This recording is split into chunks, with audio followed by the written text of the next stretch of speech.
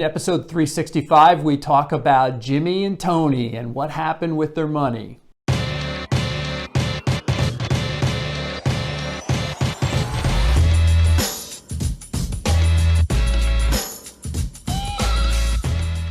Going to share a story with you. At the end of 2012, two brothers inherited 100 grand and they split the money 50-50. So Tony winds up getting 50,000. Jimmy gets 50,000.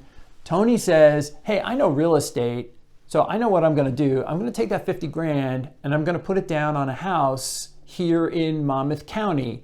And I'm going to buy a house for $250,000. I'm going to take out a mortgage and I'm going to stick some renters in the house. So let's kind of go through what happened with Tony. Jimmy didn't really know real estate, so he said, I'm just going to stick it in the S&P 500. But Tony says, hey, you know what? I can get in 2013, I can get $2,000 a month.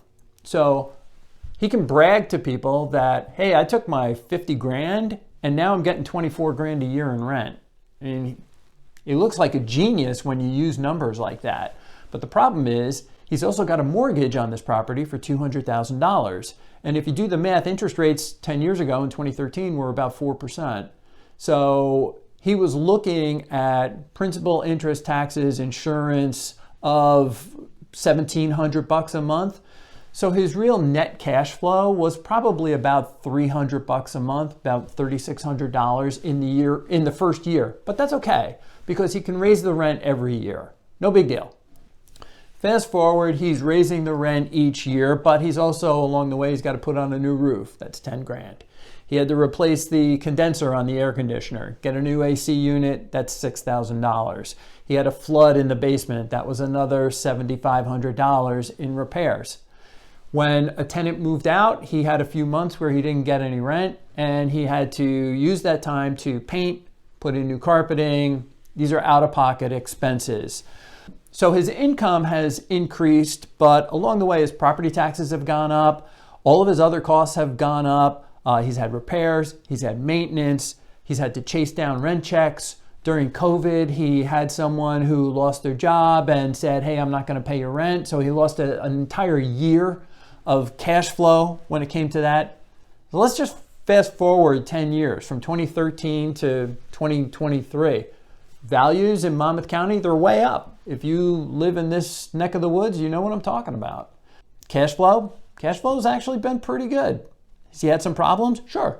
He's had some squatters. He's had times where he didn't get rent in between tenants. He's had some problem tenants. And so far in 10 years, he's made 120 mortgage payments. So in 240 more payments, the place will be all his. Let's take a look at Jimmy's side of the ledger. Jimmy put 50 grand into the S&P 500 because he doesn't really know real estate and he can't be bothered. He reinvested the dividends. So the first year he got $1,200 in dividends and they just got plowed back into buying more shares. By the way, in the last 10 years, the S&P 500 in 10 years, it's lost money in 3 of the 10 years. But along the way, the cash flow has continued to double. The dividends go up almost every year. He's now getting $2,300 a year in dividends in 2022. So his income has doubled. And his $50,000 back then in 2013 is now worth, with dividends reinvested, $184,000 today. So Jimmy has done absolutely nothing. He sat on his butt. He played golf. He's learned to play pickleball.